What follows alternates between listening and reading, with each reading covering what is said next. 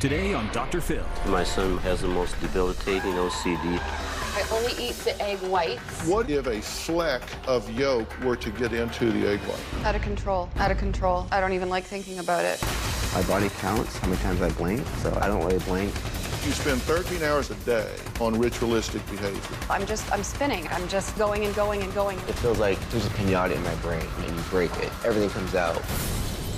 Let's do it. Why don't we stop all the drama, stop all the fighting, and let's go get you better. Here we go. Have a good show, everybody. If I can help get this family back on track, are you willing to do that? Ready, read. Take. This is going to be a changing day in your life. Go, Dr. Phil.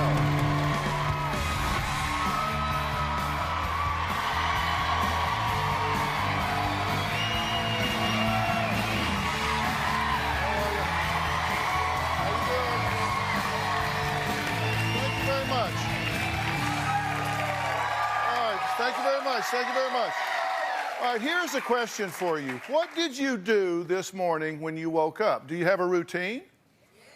You get up, make coffee, take a shower, read the paper, get dressed, head out the door. But some people are imprisoned by rituals. And today my guests say that these simple daily routines that we all do are making their lives a hell. Now, my first guest, Jennifer, says that she has been suffering from obsessive-compulsive disorder, or OCD, for over 20 years. What we want to do today is take an intelligent look at this serious situation and have a conversation about it. Now, take a look at a basic task of cracking an egg.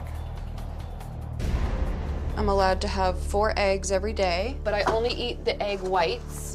So in my head, I usually count my eggs because I want to make sure that I don't eat more than 4. So I see that there's 3 there and 1 in my hand. So I'm good.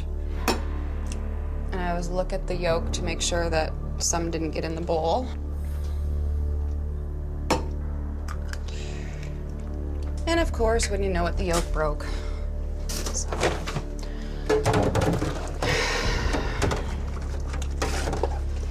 Anyways, I'm not going through this whole process. I'm not even having my eggs tonight because I'm not hungry anymore. I'm not doing this. Can you move, please? I'll just maybe cook them a different way. I'll boil them or something. I'm pissed off. I'm pissed off. It takes too much time to do this because of stupid yolk.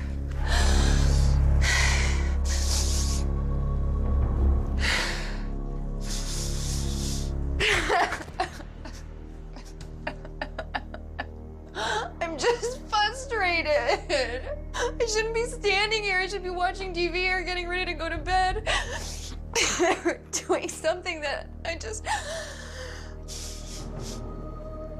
want to straighten up. Everything is all over the place. My floors are a mess, and I just feel like everything's a mess. Well, it sometimes takes Jennifer up to 5 hours just to get out of the house, and that's to just go to the gym. Now, Jennifer takes us inside the world of OCD, starting when she woke up at 3:30 in the afternoon. Take a look. Right now, it is a little bit after 3:30 in the afternoon. Just getting up now to start my day. Last night was horrible. I only fell asleep about 7 o'clock this morning. I want to get up, tidy around, make my bed, start the laundry, clean the litter box. I'm just lint brushing some of Zoe's favorite spots. I like to do this just to keep the fur off my furniture.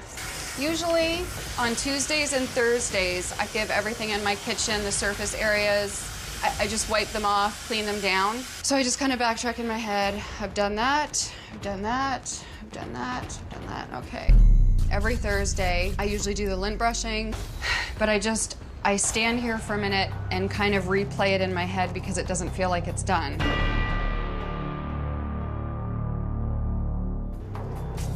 I just gotta think for a minute to see if I did it.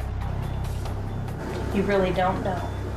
No, I know that I did it, but it doesn't feel like I did, and I want to do it again. But if I remember something from doing it, then that's kind of my proof that I did it. I remember doing it because I told you something about Zoe. I do her favorite spots. So that's done. So it's kind of like a check mark in my brain. Okay, that's done.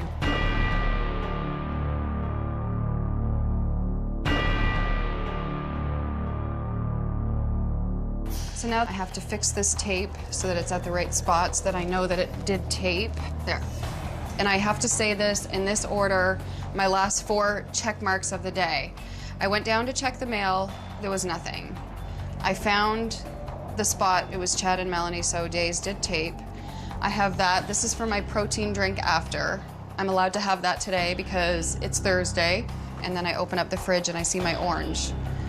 And that's something that I'm allowed to have today too. Who's allowing or not allowing you to have things? Me?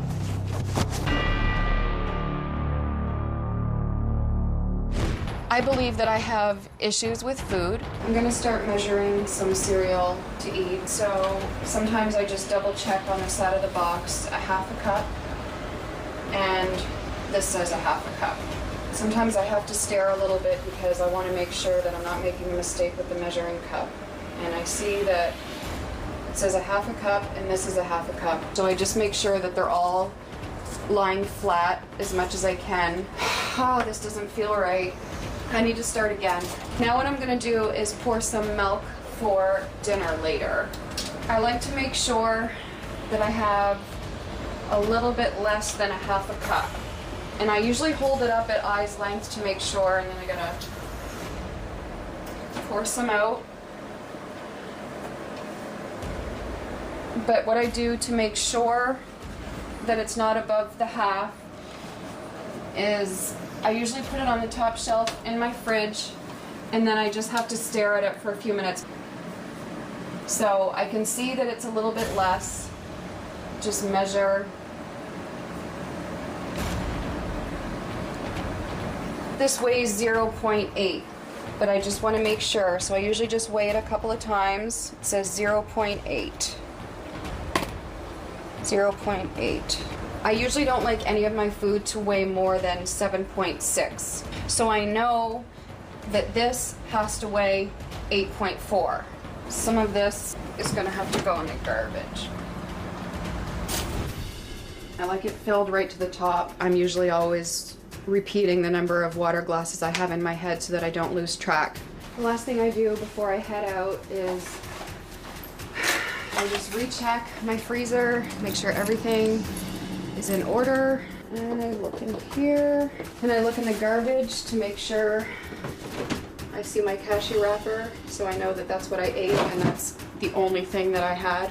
Right now I'm just thinking I had a glass before I had my cashew bar and I had a glass after my cashew bar. So I've had 2 glasses, I took my vitamins, so I'm good to go. Well, it took Jennifer 5 hours to get out of the house that day, so what you saw was a condensed version of that. Let's take a look at what happens on her way to the gym. I feel like a robot most of the time. I feel like everything I do is dictated by the OCD. Everything is scheduled and rigid and regimented. And the moment I step out of those boundaries, then I feel out of control.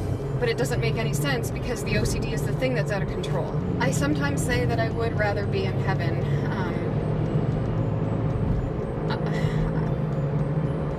And in here, in this world, I just feel like I'm just trying to keep my head above water. So I think that's really why I sleep a lot.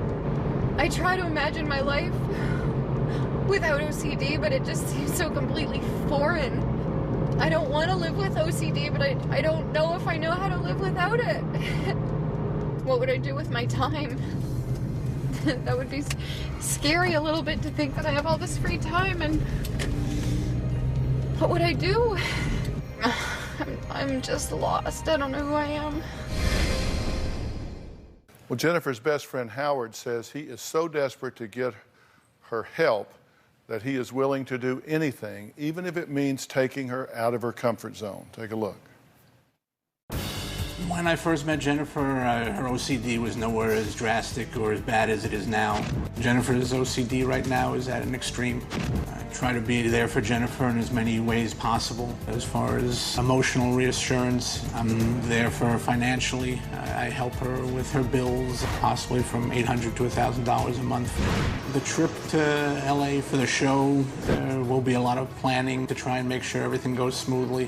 Whenever we travel and there's a hotel involved, usually have aluminum foil and tape packed to cover up the windows and make sure that no sunlight can get through. She has to sleep pretty much in total darkness. I'll be getting information from the hotel ahead of time as far as where there's a grocery store, checking with them to make sure that there's a refrigerator in the room for her so that she can keep whatever food and things that she needs. I'll also be checking with the hotel just to verify that there is a gym that she'll have access to with the right equipment. I think the world of Jennifer. Nobody should have to go through the hell that she goes through on a daily basis. I just couldn't live with myself if I turned my back on her. If Jennifer doesn't get help, my greatest fear is that she's going to give up hope, that she will finally just feel that there's nothing worth living for. Well, next, we're going to meet Jennifer, and she comes clean about the lies she says she's telling to the ones that she loves. And later, we're going to meet a mother and father who say they feel like prisoners in their own home because of their son's OCD.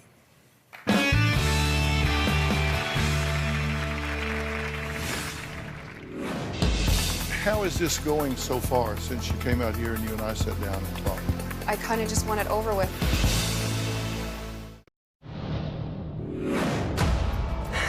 It's just, it's really hard. I feel trapped. I feel like I have been in prison since I was probably about 14 years old. Like I'm in prison in my own head. It just feels like I'm in this tangled circle with the OCD and the food issues and then this constant sleep anxiety. I don't know what's going to happen to me. I feel like I'm constantly aggravating people or disappointing them because of the way that I am, and I just wish I could be normal. Well, that was Jennifer, and she's been living with her OCD for over 20 years. Now, her best friend Howard says that her life is so exhausting for her that there's just no way that she can keep this up, and he desperately wants to get her some help. So thank you for reaching out. How do you feel about being here today, and how are you feeling right now? Just a little bit embarrassed. Mm-hmm. It's just hard to show that side of my life. Mm-hmm. I'm scared. How much do you tell your mother about all of this, and what does she not know about your rituals? I think she thinks that I'm a little bit further along in beating them or not doing things to the extent that I do. Mm-hmm. I just want to protect her a little bit. I don't really want her to know the full scope and the full depth of what I go through. Mm-hmm. Help me understand your internal dialogue. You took an hour trying to break 4 eggs exactly the way you want them broken, which meant no yolk included at all in what you were draining off, the whites, right? What is your fear if a fleck of yolk were to get into the egg white? Out of control. Out of control. I don't even like thinking about it. We did some calculation, and it appears that you spend 13 hours and 25 minutes a day on ritualistic behavior.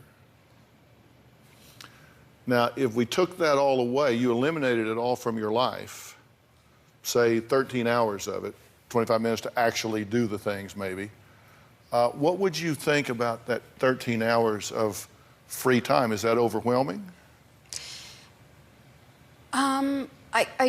I think it would be fabulous, but I don't know if I know how to live in that. I don't want to live with the OCD at all. Nobody wants it gone more than I do, but I don't know how to live without it. So your OCD is like a not very good old friend. I think so. It's not a good friend, but it's an old friend. You don't like certain things about it. I hate everything about it. It's the evil you know. It's all I know. You had to breach a lot of your rituals to come here. Yeah. I mean, how hard was it to get on that plane? How hard was it to be here right now? It's hard right now. It's still, I'm going in my head constantly I'm doing checklists, like what day of the week it is, what does that mean for home. I had to write out things before I got on the plane. Okay, this day I'm not going to be home, so let's get this done now. I get very overwhelmed, so everything that I had to do if I was home was pretty much done ahead of time or is going to be done when I get back. When I get back home off the plane, I'm going to be exhausted and tired, but I want things done, and if I have to stay up all night doing it, I'll do it. Everything, I feel completely out of control because my food isn't exactly the same. I'm just, it's making me crazy. Yeah. How is this going so far since you came out here and you and I sat down and talked?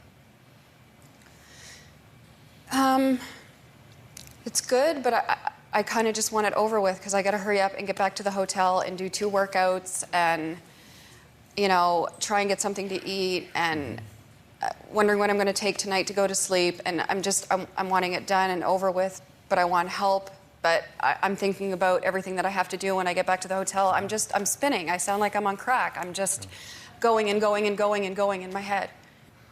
Well, we're going to take a break, not a very long one, and then we'll be right back. So the question is, does Jennifer want help, and what would she do if all of this time came back into her life? We'll see what she has to say about that when we come back.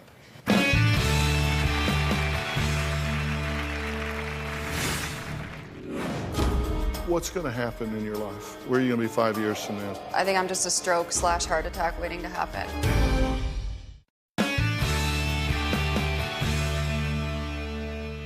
Well, 2.2 million people in the U.S. suffer from obsessive compulsive disorder, and you always hear about it as OCD. And we're talking about repetitive thoughts and actions that can cause a really disruption to your life. It's anxiety-based, and it can cause people to feel really trapped in their own mind. Those around them don't know how to deal with it. In this case, Jennifer says she was bullied as a child because of the odd behavior, and she's here with her best friend Howard, and we're talking about what to do. Now, when people use OCD kind of as slang sometimes and don't even really know what it means, but what we're talking about is obsessive thoughts and compulsive behavior. So there's 2 components to it, the obsessive thought. Do you have an obsessive thought pattern that stays with you a lot? Do you have things that are like chants or mantras that you have to repeat on a regular basis? Do you mean mental compulsions? Yes. Yeah. Give me an example. You want me to say what I... Sure. They're all 7s, they're all less than 8. I can weigh them again next week. This month I had to get weighed and get my gym program done and get my renewal done. My renewal's done and good for 6 months. My gym program was done. I don't have to do that this month. I already got weighed this month, so next month all I have to do is get weighed. My highlights were done, so I can do that in a couple months. I don't have to worry about it. And then I go through a checklist of... Okay, if you said that again, would you say it exactly the same way? Probably. Say it again. They're all 7s, they're all less than 8. I can weigh them again next week. This month I got weighed and I got my... It's different because I feel kind of nervous because the cameras, but I go through a checklist of my gym program, my gym renewal, my highlights done, what was done this month. I already got weighed, I got my program done, I got my hair done. This month all I have to do coming up is get weighed. Okay, and as you're saying that, do you feel a lessening of anxiety? For you, it's kind of like taking a deep breath. Yeah, and I always repeat the number of water glasses in my head. There's a lot of scenarios that I replay in my head. What's going to happen in your life? Where are you going to be 5 years from now, 10 years from now? What's going to happen? I don't know, hopefully dead. I don't know. I think I'm just a stroke / heart attack waiting to happen. I'm just a ball of stress. I hate my life. This is Dr. Frank Lawless right here. You've probably seen Frank on the show. So much about you, and I have your book, and... Yeah, and Dr. Lawless is the chairman of our advisory board. And I asked him to come today because I wanted you to have a chance to meet him and sit and talk with him, because I think Dr. Lawless has some thoughts and resources that he would like to start adding to the repertoire of things you use to control this, because right now you're so deep into it that it may not seem apparent to you, but it is apparent to me that you can control this. I mean, I believe that to the core of my soul, and Dr. Lawless has written a book called Retraining the Brain, which is a really critical element of OCD. And Dr. Lodge, you think you have some things to offer her, right? Absolutely. I want to do this with you, not to you. So I just want to make it available to you, and if you want to do it, it's our gift to you. When we return, we're going to meet a mother and father who say their son's OCD is so severe that they're afraid to even leave him alone. Now, he's 25, and he's not living on his own like Jennifer is, so we're going to talk about that, and then some methodology, some things that can really turn this around. We'll be right back.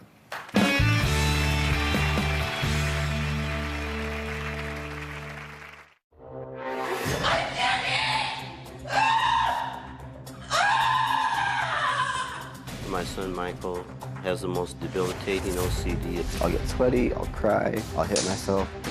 Michael! People tell me the only thing you could do is have him committed. I'm not giving up on this kid. I love him too much.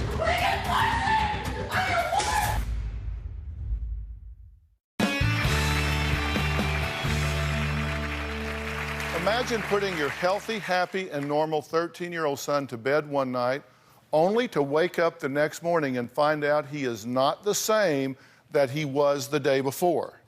Now, that's what happened to my next guest, Pam and Jack. Life as they knew it changed forever when their son was diagnosed with OCD. Now, at 25, Michael still lives at home, and they say his disease is so extreme that they're really afraid to even be alone with him. Take a look.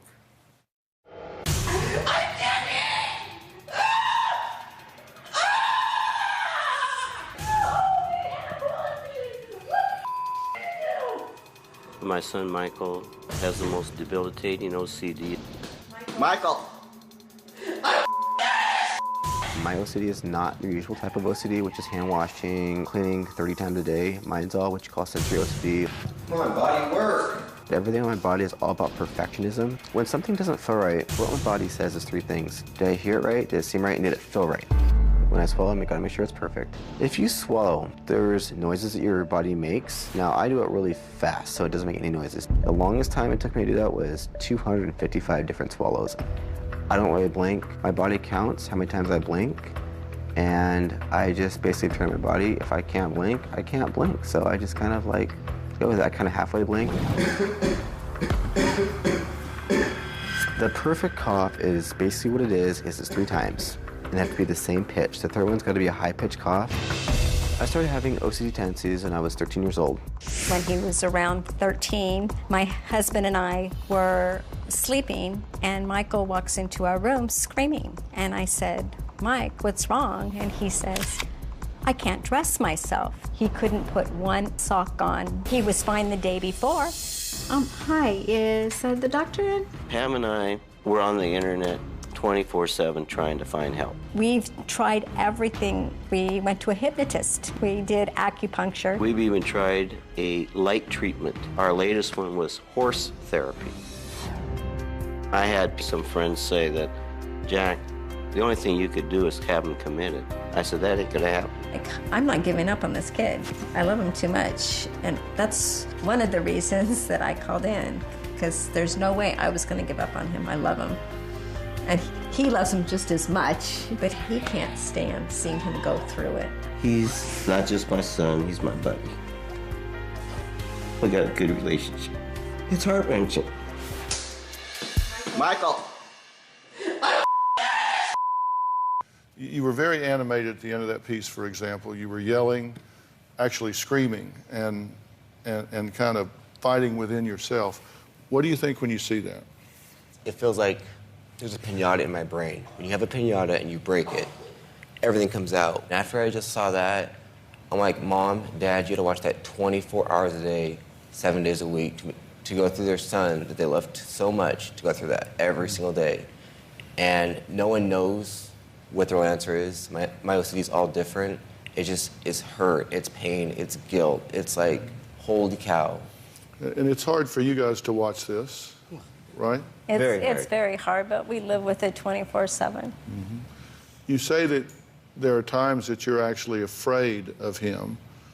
Not that he would want to do something, but you're afraid of him. What is it you're afraid of?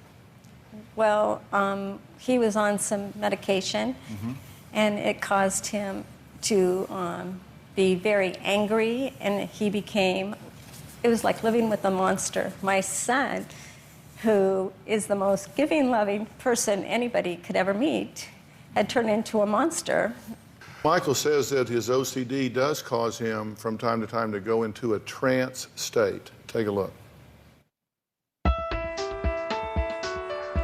When I was about 9 years old or 10 years old, that's when trances started to hit. When a trance comes on, I can't feel it. They just hit me like lightning. What a trance looks like is my body, I call it out of commission. I can't do anything, and it could take a matter of hours. And the longer it takes, the more scared I get. The longest trance I've been in was 21 hours. When I'm in a trance, I always count in numerical order, but I wait for the odd numbers. I'm aware of everything around me. I can hear everything. I can see everything. My body gets very, very sticky. When he goes into a trance, he needs dead silence in the house.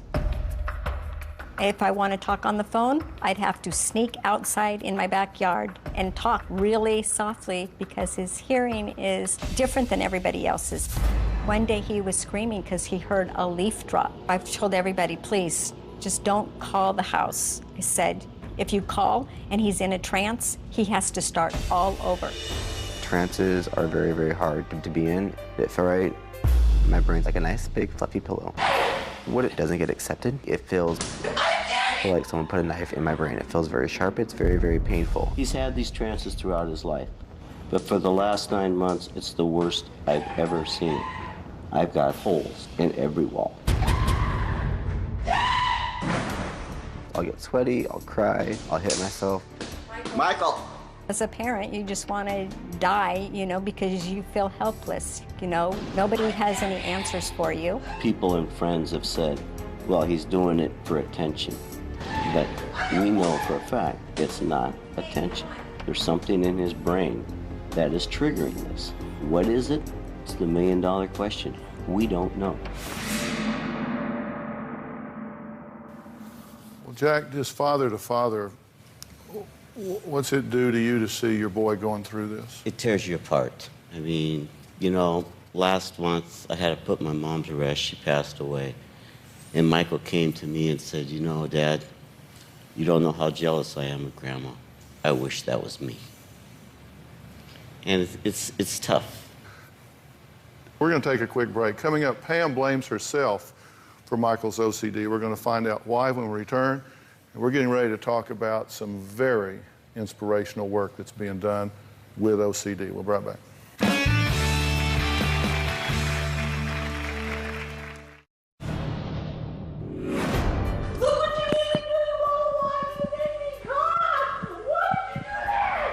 I blame myself all the time. When I was pregnant of him, I went into the hospital. They put me on morphine for just a day. They said, don't worry about it. Nothing's going to happen to the baby. And then as soon as this all happened, then I said, oh my God, what did I do to him?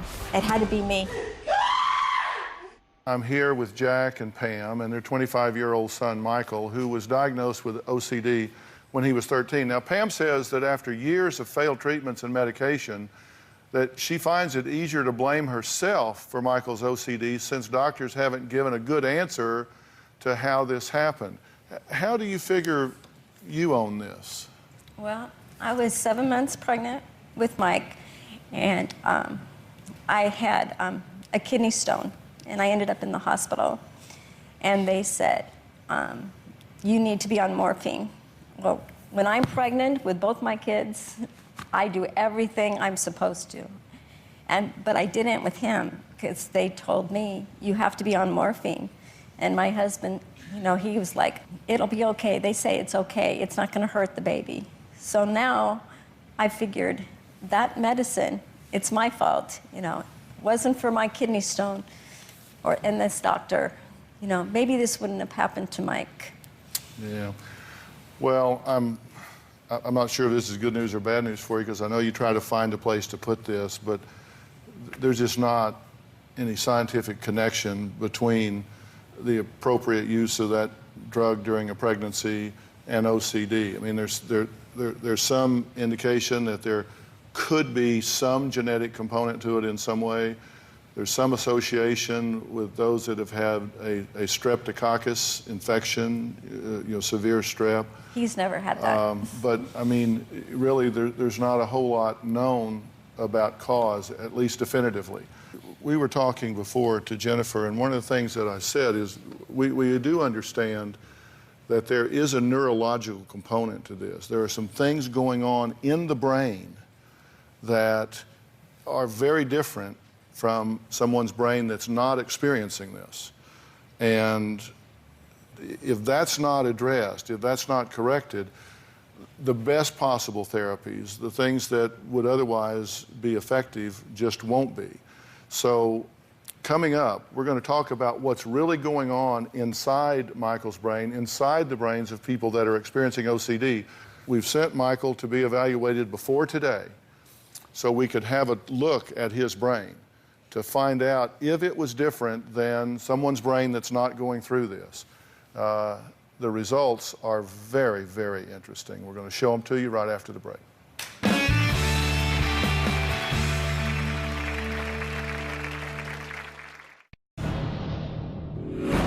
I reached out when my doctor finally said, I give up.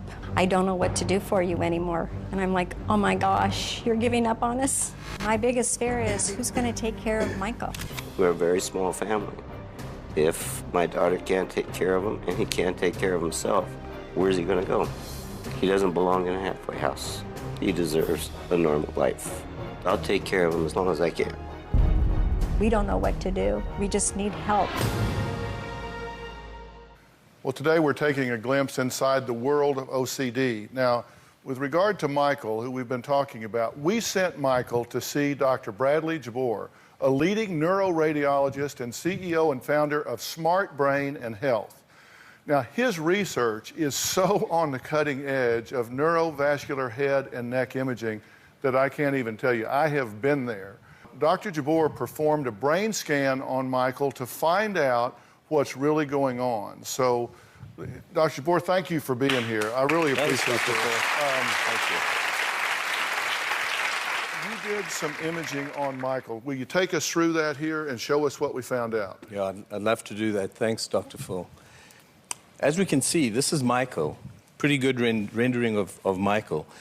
We cut into the brain, and we were able to image the structure, the anatomy, the shape of the brain.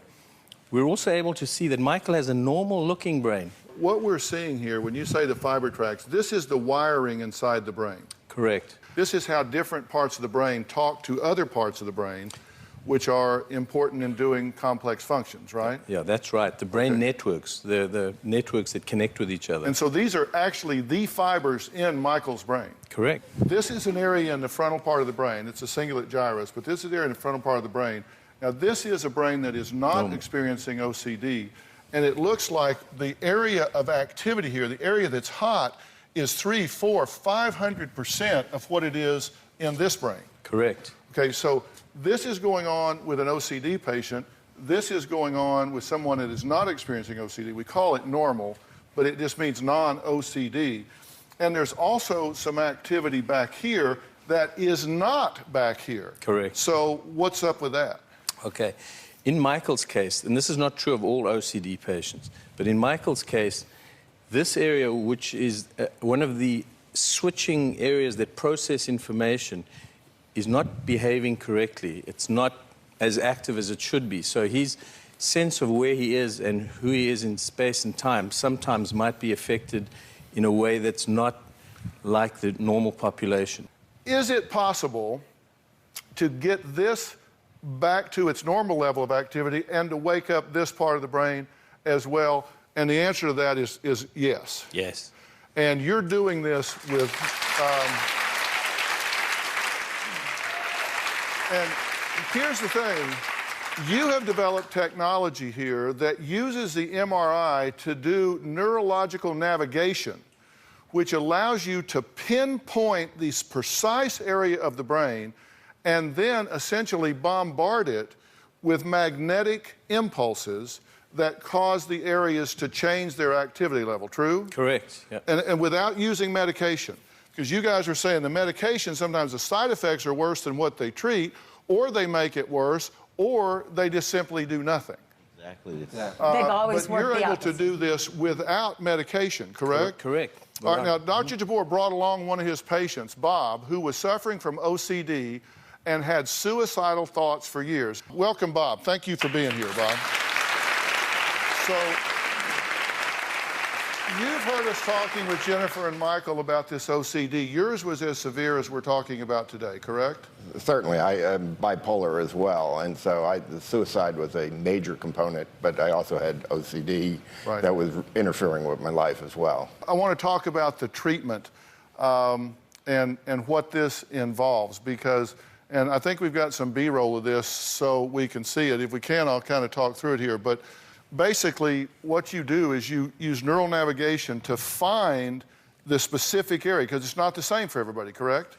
Well, the OCD is more or less in the same part of the frontal lobe, but we've got to find the specific entry point to stimulate the brain. Right. And then you're basically put in what's called a stereotaxic setup, where your head is positioned so you don't move around. And then you'll see there's this area that goes right above the brain, right above the head right here, is not actually touching, correct? Yeah. Okay, and then impulses are going in, magnetic impulses, right? Correct. And the patient will sit there for how long? 30 minutes. 30 minutes. Yeah. And and you go through a series of these treatments, and you're targeting this brain. So basically, those magnetic impulses are hitting right into the gyrus where this is taking place. Correct. Before we treated Bob, what his brain looked like, and just like Michael, while he was trapped in those thoughts of depression and suicidal type rituals, his life fell apart, and we could see why he too was suffering. We then treated him, and that whole area returned to normal, and the green represents what the normal population, if you took 90% of the people here, this is what their brain would look like, the green. So we overlaid what the normal population is, and after treatment, he returned to normal. They saved my life. I was the last train stop, and I had no place to turn to. It was a pure miracle. Now, Dr. Jabbour and Smart Brain and Health want to give Michael treatment at their facilities here in Los Angeles. So they're offering to do this with you. Now, you have to be here for a period of time to do this, because this is day after day after day you have to do this. So we're going to make living arrangements for you while you're here, for you and your parents during your stay while we get this done for you. It's non-pharmaceutical, and really the scientific studies that you've done have had a really high remission rate for patients, true? 72% remission using the neuronavigation technique. So 72% remission. Yeah. Unbelievable. That's just great. We'll be right back.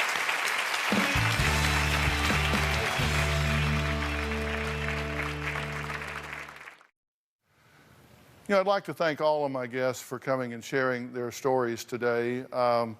Guys, I know it's easier to stay home and not put your story out there for everyone to see, but it makes a huge, huge difference. And I've always said there's a trade-off. The guests that come here are teaching tools for us. That's what we get out of it.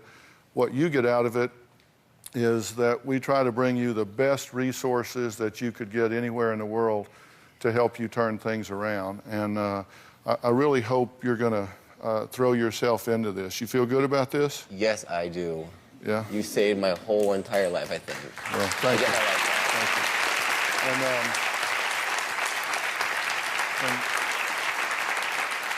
Jennifer, you've had an opportunity to meet with Dr. Lawless, and you guys can chat, and if and when it feels right to you and you want to do it, as I said, Dr. Jabbour has been so kind to say he would be happy to do this with you, and we'll help you make those arrangements. Up to you. Where No do pressure. I sign? And really, a special thanks to Dr. Bradley Jabbour. Brad, I just can't tell you how much I appreciate you doing this. I hope today's show wasn't too technical. We're going to have so much more information about OCD and depression and all of the things that go into living with anxiety on drphil.com. And also, one of the things that's so important for anxiety relief is being able to calm yourself. And so Dr. Lawless has innovated a anxiety relief audio program that is really, really helpful. And so everyone in the audience is going to get a link to get a free download of that. And after talking with Dr. Lawless today, he has allowed us to put it on our website, and every one of you at home are going to get a link for a free download of that program that helps you deal with anxiety in your life.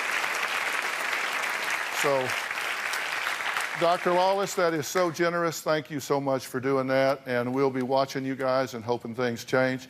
Bob, thanks for sharing your story with us. So long. Thanks, John. Appreciate it. Bob, good to see you so much. See you all.